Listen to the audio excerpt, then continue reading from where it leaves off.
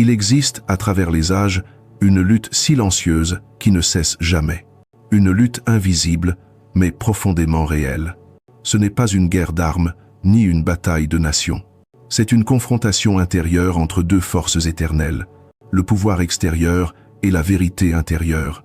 Cette histoire commence dans un royaume immense, riche, puissant, organisé autour d'un seul homme. Un homme qui ne se contentait pas de gouverner les corps, mais qui voulait aussi posséder les esprits. Un homme convaincu que son autorité était absolue, que sa parole était loi, et que le monde ne pouvait exister sans lui. Mais l'univers a ses propres règles. Et lorsque l'ego atteint son sommet, quelque chose s'éveille toujours en face. Dans l'ombre des palais dorés, loin des trônes et des armées, un enfant grandissait. Un enfant porté non par la force, mais par le destin. Non par l'ambition, mais par une mission intérieure. Un être façonné par l'exil, le silence et l'observation. Ce récit n'est pas seulement celui d'un tyran et d'un messager. C'est le miroir de nos propres vies. Chaque pharaon existe encore aujourd'hui, sous différentes formes, dans l'orgueil, dans le contrôle, dans la peur de perdre le pouvoir. Et chaque Moïse sommeille aussi en nous, lorsque nous osons écouter la voix intérieure plutôt que la peur. Ce que tu vas entendre n'est pas une simple histoire ancienne. C'est une leçon universelle sur le pouvoir, la liberté et la chute de l'ego. Installe-toi, respire profondément. Et si ces récits te parlent, abonne-toi pour continuer ce voyage intérieur à travers les grandes sagesses intemporelles. Pharaon ne se voyait pas comme un simple dirigeant. Il se percevait comme le centre de l'ordre, le pilier de l'univers, celui sans qui le monde sombrerait dans le chaos. Son pouvoir reposait sur 3 piliers, la peur, le contrôle et la croyance qu'il avait façonnée chez les autres. Les palais brillaient, mais les cœurs étaient lourds. Les rues étaient ordonnées, mais les âmes étaient enchaînées. Car un pouvoir fondé sur la domination ne peut jamais créer la paix intérieure. Pharaon craignait une chose plus que tout, perdre le contrôle.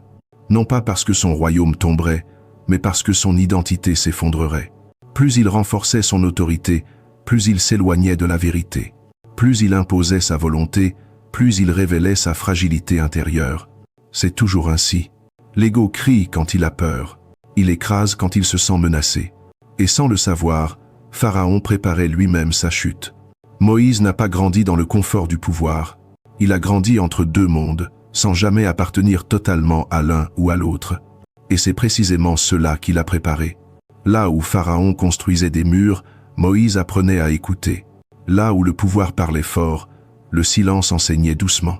L'exil n'est jamais une punition. C'est une école, une forge intérieure. Moïse apprit à observer la nature, à comprendre le rythme du monde, à reconnaître les signes subtils que seuls les cœurs calmes peuvent percevoir. C'est dans l'éloignement que la mission prend forme. C'est loin du bruit que la vérité devient audible. La rencontre entre Moïse et Pharaon n'était pas une discussion. C'était un choc de réalité. D'un côté, un homme convaincu que son pouvoir était éternel. De l'autre, un homme qui n'avait rien à perdre.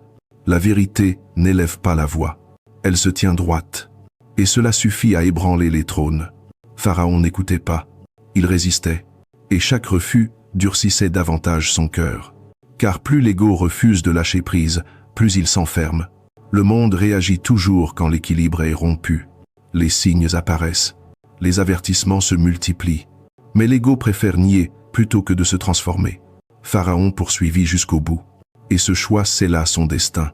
Car le pouvoir qui refuse l'humilité finit toujours par se noyer dans sa propre illusion. Cette histoire ne parle pas de passé. Elle parle de maintenant. Chaque fois que nous choisissons l'orgueil plutôt que l'écoute, le contrôle plutôt que la sagesse, la peur plutôt que la confiance, nous répétons cette histoire. Mais chaque fois que nous choisissons la vérité intérieure, le courage silencieux et l'humilité, nous devenons libres. Si ce récit t'a touché, abonne-toi pour continuer ce voyage intérieur.